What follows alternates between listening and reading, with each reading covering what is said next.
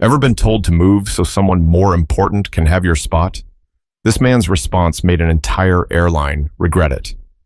The first time I saw him, he didn't look like someone who was about to make headlines.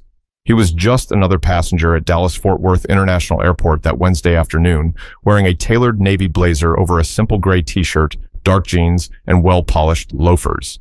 His name was Leonard Bristow, 47 years old, founder and CEO of Bristow Dynamics, a software company that supplied complex IT solutions for several major corporations, one of them being a well-known national airline. He had just closed one of the biggest contracts of his career in Phoenix the day before and was heading back to his headquarters in San Diego. For him, this flight wasn't just a ride home. It was a chance to take a breath, finally enjoy the quiet, and maybe even order a bourbon before takeoff. He carried no entourage, no assistant shuffling papers behind him, just his sleek black carry-on and a leather briefcase tucked under his arm. The terminal was noisy, but Leonard wasn't. He had a way of moving through spaces without drawing unnecessary attention, something he'd learned early in his career when people often underestimated him before realizing who he was. A few travelers gave him casual glances, the kind people give strangers they think they might recognize from somewhere but aren't quite sure. When boarding was called for first class, Leonard was among the first to stand. He walked up to the gate calmly, scanned his ticket, and stepped down the jet bridge towards seat 1A, his favorite. It wasn't just for the extra legroom or the priority service. It was the spot he'd sat in countless times when flying for business. For him, that seat meant consistency in a life where very little was. As he settled in, Leonard glanced around. The cabin smelled faintly of citrus cleaner, and the leather headrest felt cool under his hand.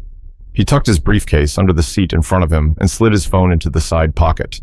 He wasn't expecting anything unusual. He'd done this routine hundreds of times before. But comfort, as he was about to be reminded, can be deceiving.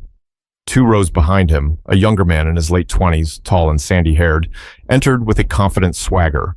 He was dressed in a pale blue button-down, sleeves rolled up, and designer sunglasses pushed up on his head. Leonard barely noticed him at first, but in just a few minutes, that man would become the center of an interaction Leonard couldn't ignore and wouldn't soon forget. The cabin crew was finishing pre-boarding checks when Leonard heard the sound of measured footsteps approaching. He looked up to see a flight attendant, petite with sharp features, stopping at his row. Her tone was polite, but her words were wrapped in an awkward tightness. "Mr. Bristow," she began, glancing briefly over her shoulder, "we're going to need you to switch seats for a moment. There's been a mix-up, and another passenger was assigned to this seat." Leonard blinked, surprised. "I'm sorry, but this is my seat. It's on my boarding pass." She nodded quickly. "I understand, sir, but this gentleman," she gestured subtly to the younger man now standing near the galley, "was supposed to have this seat reserved." Leonard's brows drew together. Reserved? He knew how airline seating worked. There was no such thing as a VIP reservation that could overwrite a confirmed first-class ticket at the last minute. At least, not without a very unusual reason. Still, something in her voice told him this wasn't about a clerical error. But whatever it was about to push this quiet trip into unfamiliar territory. Leonard stayed in his seat, his back straight but his voice even. "I booked this weeks ago, first class, seat 1A. I don't understand why I'd have to move now." The flight attendant shifted her weight from one foot to the other. Her eyes darted briefly to the young man, who was leaning casually against the wall near the galley, arms folded like he had all the time in the world. "It's just, he's a frequent VIP flyer with our airline," she said softly, almost apologetically. "It would make things easier for us if you could take another seat for this trip." Leonard could feel the subtle shift in the cabin around him. A few other passengers in first class were now watching, pretending not to listen, but clearly following every word. It wasn't loud, but there was a current of curiosity moving through the air. He turned his head and finally looked at the man they were asking him to move for. The guy was smirking slightly, like this was all a mild inconvenience for him, but also something he expected to go his way. He didn't offer an introduction, didn't speak up to say, "It's no big deal." He just stared back at Leonard as though waiting to see if he'd comply. Leonard's voice remained calm. "And where would you put me?" The flight attendant hesitated. "Seat 3C. It's still first class, just a few rows back." A few rows back didn't matter to Leonard in terms of service. It mattered because he knew exactly what this was about. The man behind him didn't want seat 1A because it was better. He wanted it because it was a symbol of priority. And right now, the crew seemed willing to shuffle him aside to accommodate that. He opened his mouth to respond, but just then another passenger, an older woman seated across the aisle, spoke up. Why should he move? He's already sitting where he belongs. Her voice was firm, with the kind of authority that makes people pause. The flight attendant's lips tightened, but she didn't reply to the woman. Instead, she looked back at Leonard, waiting. In that moment, Leonard thought about the last 20 years, about the times he'd been mistaken for someone's assistant instead of the owner, about the networking dinners where people ignored him until they realized his name was on the contract. He'd learned to choose his battles, but he'd also learned that some moments defined more than just the next hour. They defined who you were to yourself. I'm not moving, he said finally, his tone calm but unshakable. The flight attendant gave a tight nod and walked toward the galley. Leonard could hear muffled voices, hers and another crew member's, before she returned with a clipped smile. All right, Mr. Bristow, she said. We'll see what we can do. She walked away again, but this time the younger man's expression had shifted from confident to slightly irritated. The rest of the passengers resumed their own small conversations, but Leonard knew this wasn't over. Something told him the crew wasn't finished trying to get him out of that seat. But what he didn't realize yet was how public and humiliating their next attempt would be. The boarding process dragged on, and Leonard could feel the tension creeping back into the cabin.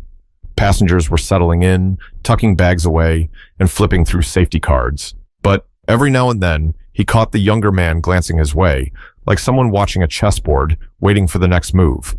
It came faster than Leonard expected.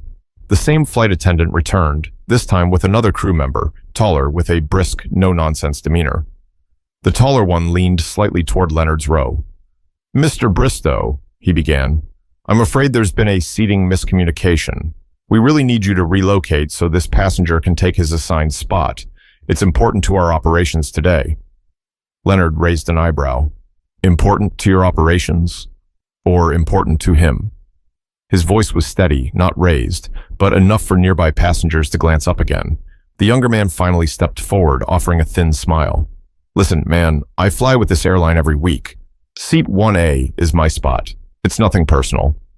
Leonard turned to him. Nothing personal is exactly what it becomes when you expect someone else to give up a seat they paid for just because you want it.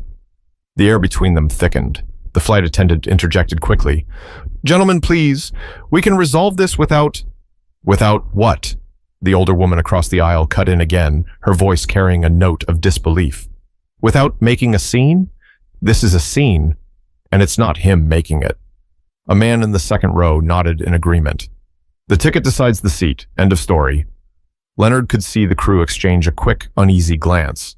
They clearly hadn't expected passengers to speak up, but instead of backing off, the taller attendant's tone became firmer.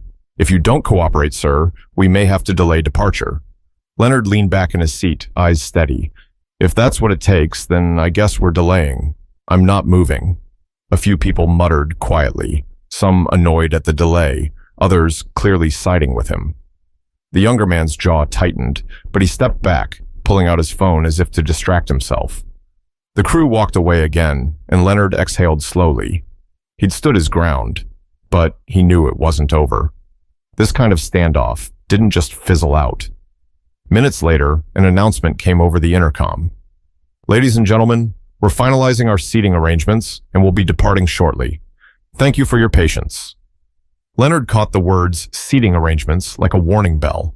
He knew they were still trying to maneuver behind the scenes, but he had no idea the next move would involve turning the entire cabin's attention on him. The aisle was almost clear now, only a few passengers still shuffling to their seats. Leonard had just opened a folder from his briefcase when he saw two figures returning, the same tall flight attendant from earlier, now joined by a uniformed ground supervisor. The supervisor's polished badge caught the overhead light, and his smile was the kind people wear when they're trying to be pleasant while delivering bad news. Mr. Bristow, the supervisor said, in a voice loud enough for the front of the cabin to hear, we're going to have to ask you one last time to move to another seat so we can accommodate our elite member. Several passengers looked up immediately. This wasn't quiet anymore. They were broadcasting the confrontation for everyone to witness. Leonard set his folder down. And I'm going to have to tell you again. I'm not moving. I have a confirmed seat, and I boarded according to my ticket. The supervisor glanced toward the young man still standing in the galley area, then back to Leonard. Sir, refusing to comply with crew instructions can result in removal from the aircraft. Leonard felt heat rise in his chest, not from fear, but from the way those words were designed to pressure him in public. It was a tactic, forced someone to back down by making them feel like the problem. From across the aisle, the older woman's voice cut through again. This is absurd. You can't just bump a paying passenger because someone else wants his seat. Now, murmurs spread through first class. A man 2 rows back spoke up. Yeah, that's not how it works. This is wrong. Leonard noticed the younger man shift uncomfortably, his smirk fading, but the supervisor wasn't letting up. We're asking for cooperation so we can depart on time. If you'd like, I can walk you to the gate desk to discuss it. Leonard met his gaze. So you're offering to remove me from my paid seat to have a conversation about why I should give it to someone else. Is that right? The supervisor didn't answer directly. Sir, it would be best if we could handle this without further disruption. Leonard leaned forward slightly, lowering his voice but making sure it carried enough for nearby passengers to hear. The only disruption is you standing here asking me to give up something I rightfully purchased. If this were really about a clerical error, you'd be asking him to move, not me. The silence that followed was heavy. Passengers stared between them, waiting to see who would blink first. Finally, the supervisor's smile thinned. Very well, stay in your seat. We'll make alternate arrangements. Without another word, he turned and walked toward the galley, the tall attendant following close behind. Leonard leaned back again, but his muscles stayed tight.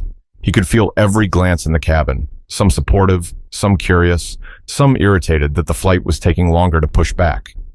For the rest of taxiing and takeoff, he kept his focus out the window, not on the man sitting just a few rows back who clearly didn't get what he wanted.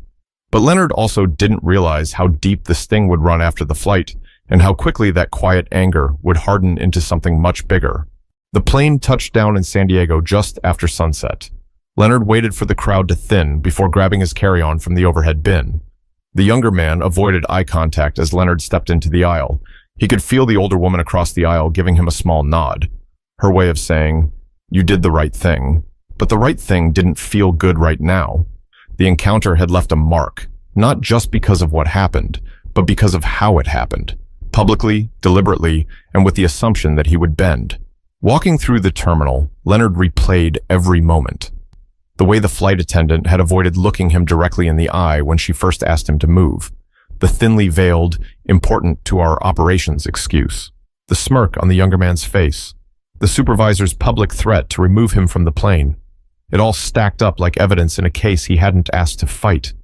By the time he stepped into his black sedan outside the airport, the city lights were blinking across the bay.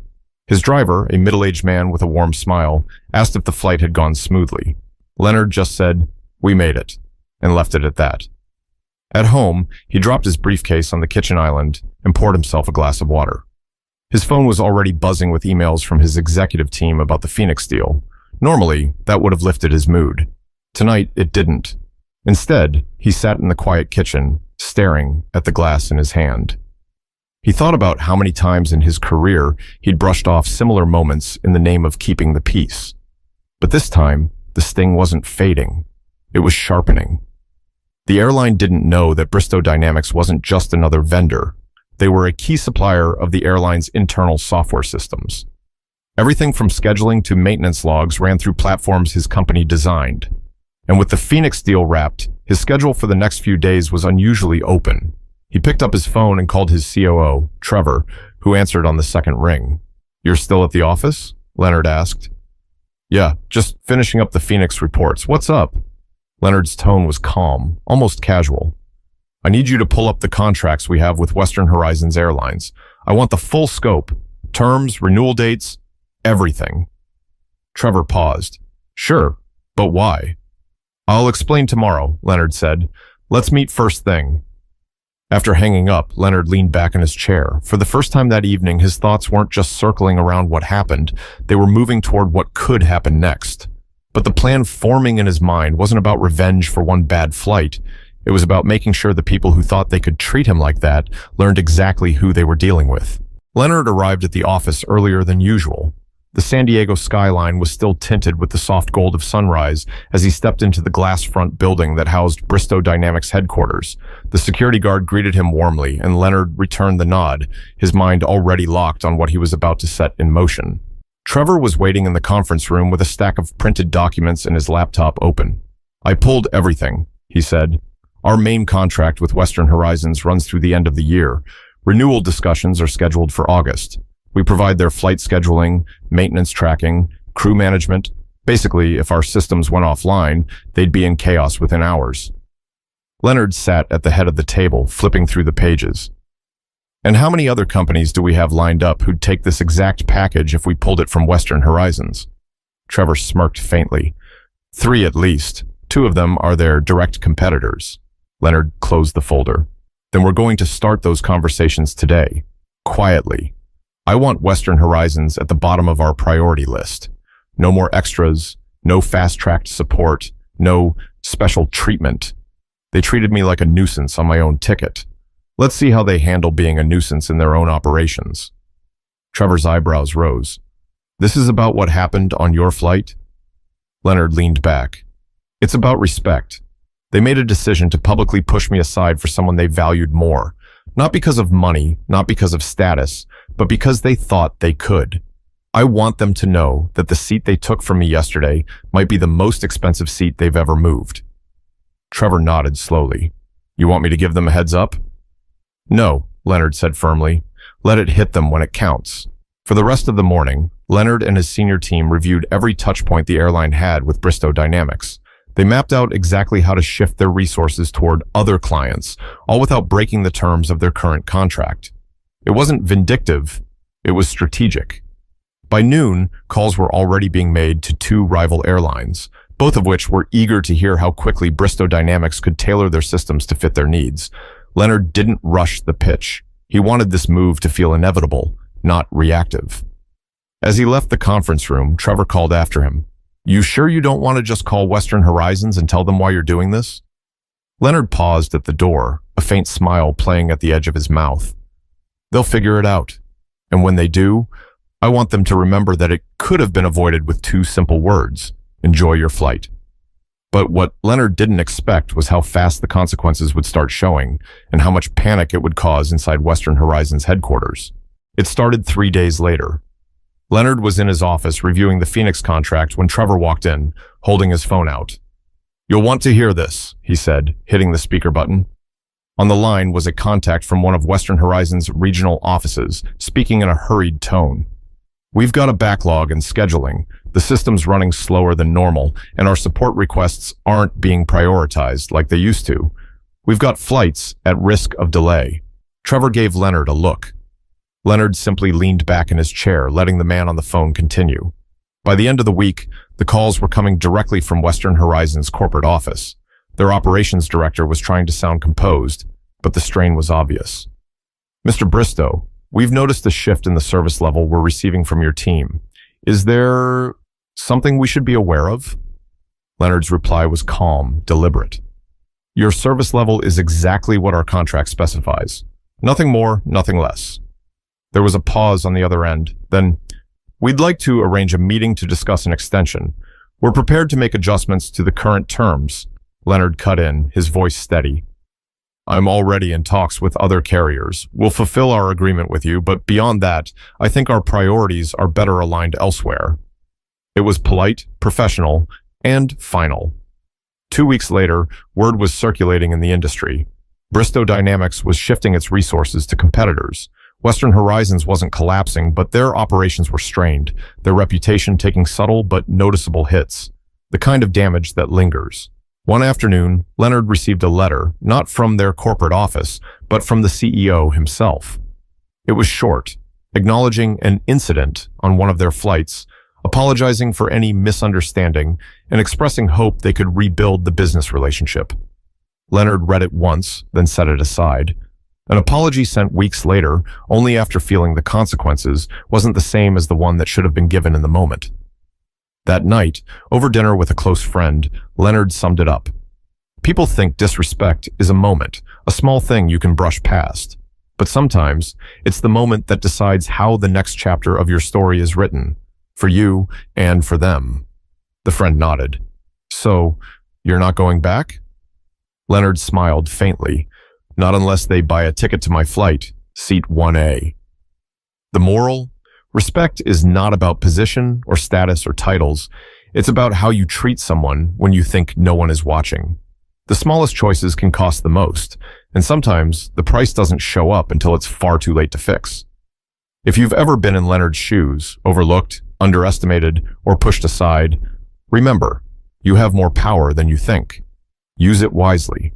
Stand your ground when it matters, and never let someone decide your worth for you.